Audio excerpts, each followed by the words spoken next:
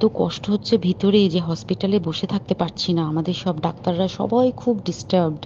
আজকে তো ওপিডি বন্ধ রাখা হয়েছে। তোরা জানিস সমস্ত ঘটনা শুনলাম, যা যা মানে সত্যিকারের ঘটনা, যেটা আরজি করের ভিতরের যে ডাক্তার তারা তাদের বন্ধু বান্ধব মারফত এটা ছড়িয়ে মানে এসছে আমাদের কাছে। অ্যাকচুয়ালি যেটা ঘটেছে সেটা হচ্ছে, আমি শুনে তো মানে বিশ্বাস করতেও নিজেকে কেমন লাগছে রে। প্রত্যেকটা আমাদের ওয়েস্ট বেঙ্গলের প্রত্যেকটা মেডিকেল কলেজে, বিশেষ করে কলকাতার সরকারি মেডিকেল কলেজগুলোর প্রিন্সিপালরা, ডিপার্টমেন্টাল হেডরা, প্রিন্সিপালরা বিশেষ করে, তারা পাশ করানোর জন্য স্টুডেন্টদের কাছে রীতিমতো টাকা নেয়। যেসব স্টুডেন্টরা, ইন্টার্নরা, পিজিটিরা যারা ভালো করে ক্লাস করে না বা থিসিস তারা জমা দেবে, পিজিতে তো থিসিস জমা দিতে হয়, তো যারা MBBS final year final pass করবে না সাপ্লি পাইয়ে দেবে, ইন্টার্নের কমপ্লিশন দেবে না, ইন্টার্ন হওয়ার পর কমপ্লিশন না দিলে তারা রেজিস্ট্রেশন নাম্বার পাবে না, এই সমস্ত ভয় দেখিয়ে টাকা পয়সা নেয়। সমস্ত জায়গাতেই এটা আছে। এর মধ্যে সব থেকে নিকৃষ্টের থেকেও নিকৃষ্টতম হচ্ছে সন্দীপ ঘোষ, প্রিন্সিপাল, যে তোর আমাদের কি বলে আরজি কর মেডিকেল কলেজে।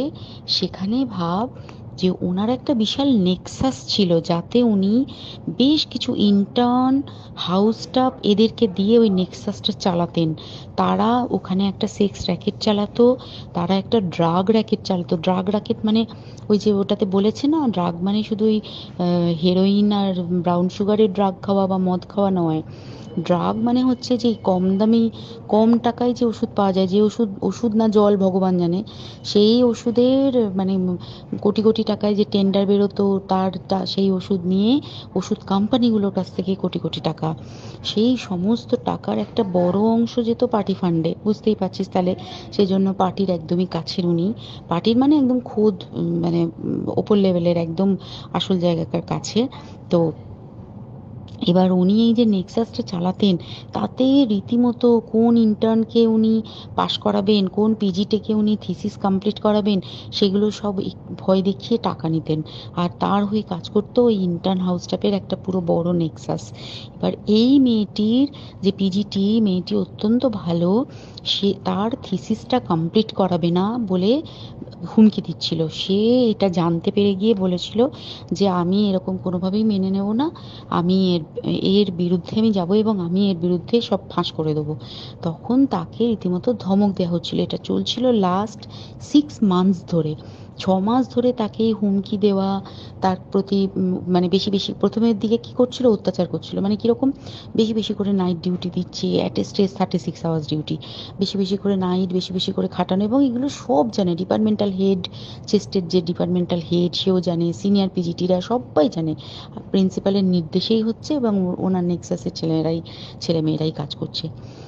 তারা 6 মাস ধরে এটা করেছে। করার পরেও যখন ওকে আটকাতে পারেনি, তখন কি করেছে, ওই দিনকে ওরা ঠিক করেছে যে দিনটাতে এই ঘটনাটা ঘটেছে, সেদিন কতখানি প্ল্যান্ড এবং গট আপ গেম দেখ। সেই দিন ওই ঘরে, ওই সেমিনার রুমে প্রত্যেক দিনই চারতলার আরও অনেকেই যারা সিনিয়র পিজিটি বা জুনিয়র পিজিটি, তারা কিন্তু বিশ্রাম নিতে যেত, অনেকেই ওই ঘরে যেত। সেই দিনকে ও একা, ওকে বলেছে তুমি ঘুমিয়ে পড়ো, ওকে একা রেখে এসেছে। বাকিরা কাউকে যেতে দেয়নি, বলেছে ওই ঘরে আজকে ঘটনা ঘটছে, মানে কাজ হচ্ছে, ওই ঘরে কেউ যাবে না। ওই ঘরে সেই দিনকে ওর সাথে যখন খাওয়া দাওয়া করেছে বাকি 4 জন, সেই 4 জনের মধ্যে একটি মেয়ে পর্যন্ত ছিল। সে কিরকম মেয়ে চিন্তা কর, এরা ডাক্তার না জানোয়ার জানি না, আমি জানোয়ার বললেও জানোয়ারদের অপমান করা হয়, কারণ জানোয়ার সমাজে এরকম কাজ হয় না। তো ডাক্তার না কি আমি বলতে পারবো না। সেই ইন্টার্ন মেয়েটি আরেকটি ইন্টার্নের গার্লফ্রেন্ড। তো তার সাথে ওই পিজিটি মেয়েটির প্রচুর ঝগড়া হয়েছে। ঝগড়া হওয়ার পরে তারা তো হুমকি টুমকি দিয়ে চলে গেছে, দিয়ে তারপর বলেছে তুমি ঘুমো। এবার ও তো আর জানে না, ভালো মনে শুতে এসেছে। তারপরে তারা গিয়ে মদটদ খেয়েছে, 7-8 জন মিলে চড়াও হয়েছে। এবং তোরা জানিস যে প্রথমে তার হাত দুটোকে দুপাশে 2 জন ধরে রেখেছে, এবং সেই কাজে সেই মেয়েটিও সাহায্য করেছে, ইন্টার্ন মেয়েটি। 2 জন ওকে পা দুটোকে টেনে জরাসন্ধর মতো ছিঁড়ে ফেলেছে, মানে ছেঁড়ার মতো করে টেনেছে, যাতে পেলভিক বোন ভেঙেছে, কলার বোন ভেঙেছে। মানে কি বিপর্যস্ত মানে বিধ্বস্ত, কি নৃশংস অত্যাচার করেছে, ওকে উল্টো দিক করে শুইয়েছে, পিঠের ওপর দিয়ে বুট পরে হেঁটে গেছে, মাথাটাকে এমন থেঁতলেছে যে মানে স্কাল ফাল রাপচার হয়েছে। এই সমস্ত করার পরে শ্বাসরোধ করে তাকে মেরেছে।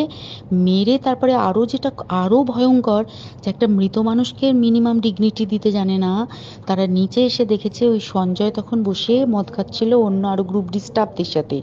সঞ্জয় ছেলেটা হচ্ছে তার কাটা সঞ্জয় বলতো ওরা, ওকে বলে ফল গাই। মানে ওর একটু ওইসব আলুর দোষ আছে, ও যত্রতত্র যখন তখন প্রস্টিটিউট এলাকায় যায়। এবার দেখেছে যে একে দিয়ে যদি একটা রেপ করিয়ে দিতে পারি তাহলে ঘটনার মোড়টা অন্যদিকে ঘুরে যাবে।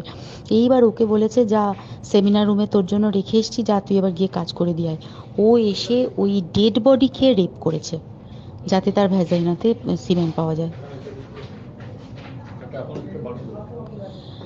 তো এবার এই হচ্ছে, প্লিজ আমি নাম করে ফেললাম সব কিছুই, কতজন আমি যে নামগুলো পাঠিয়েছি এই সব ডাক্তাররা, এরা সব জড়িত জানিস।